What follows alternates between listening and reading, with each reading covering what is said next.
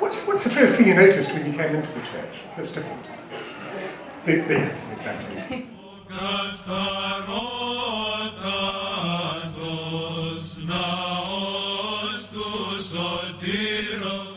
Jesus. This is Christ, and this is Mary, that's right.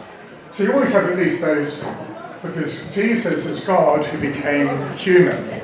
As it were, Christ came from heaven, came to earth, and joined heaven and earth together. So he's really important. He's God become man. And then Mary is the person through whom he became man. So they're the really basic. But you notice other ones as well. You have an angel here. So an angel, the word angel in Greek means messenger. So angels fly, as it were, between heaven and earth. And along here, you've got scenes in the life of Christ. So here you've got his birth, then his baptism, here he's crucified, here he was resurrected. This is called his transfiguration, he's shone with light. And this is Pentecost, where the Holy Spirit came down. So this is Christ's life on earth, where he's teaching us how to live.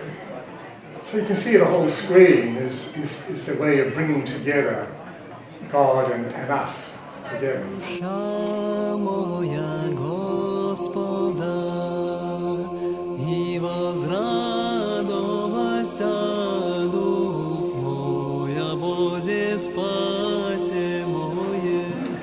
I painted this here a few years ago.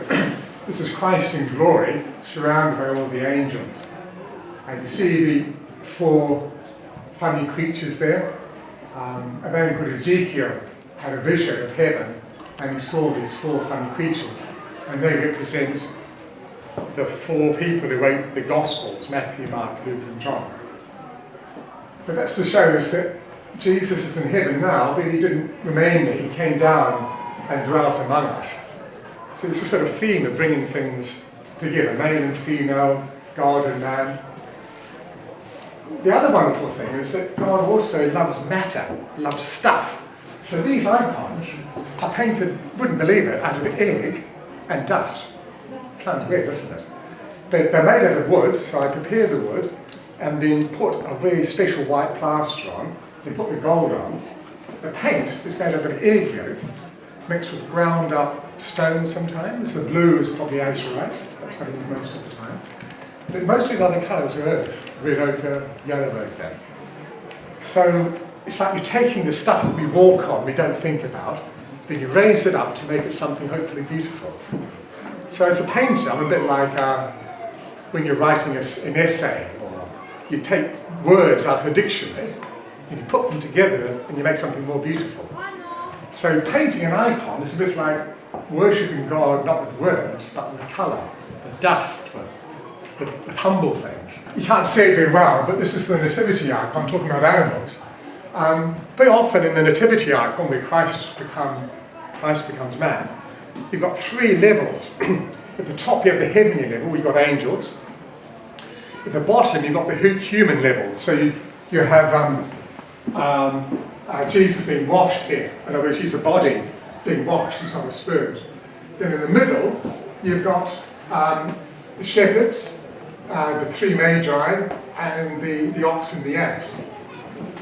So what I love about that icon, it shows that Christ didn't come just to save us humans, but he came to gather the whole of creation together. So you've got sheep, you've got trees, you've got mountains, you've got the ox and the ass, you've got the wealthy, learned magi. They come and meet the shepherds, who are poor and unlearned, but they come together. So Christ didn't come just to save us as little individuals and make us happy. He came to gather the whole of creation together. And of course, in our period with ecology, because we don't love God anymore as we ought to, nature is telling us, look, something's wrong. So the whole ecological crisis is a result of us not loving God. When you don't love God, you try to fill that void by, getting bigger houses, or travelling more, or rushing around. All that puts a lot of stress on the earth. So the nativity icon shows us that God has come to teach us how to treat the whole world, not just one another. And I love the fact that the closest, apart from Mary, the closest to Jesus is the ox and the ass. And that comes from a prophecy in Isaiah that says, "My people do not recognise who I am, but the ox and the ass do." And they're warming baby Jesus up, they're breathing on him to warm him up. It's brilliant. And often in the icon, Jesus is right in the centre, and if you draw a circle around him, you have the sheep, trees, rocks, all in a circle. So even though he's just a little baby as a human, he's at the same time God who created and sustains the universe. Is that amazing? And when he's being crucified, he's actually keeping alive the people who are nailing him to the cross. So if you come to an Orthodox service, you'll notice that you don't just hear things, we don't just talk to God, but God comes to us through things we can see.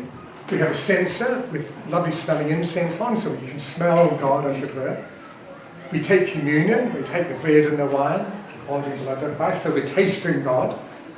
And when we come in, we kiss the icons. We're not worshipping a picture, but we're saying we love you, Jesus. So we kiss the icons. We're using touch as well. So all our senses are involved in worship, and that's really important. It strikes me that we live in a rather materialistic age where things matter is important, but we are taught to think that if we have lots of things, a new car, a bigger house, better clothes, we'll be happy. But of course it doesn't make us happy. On the other hand, God did make things. God did make trees and stones and physical things. So in the Orthodox Church, we believe that all this physical stuff is an important way of expressing our love for God and for God coming to us.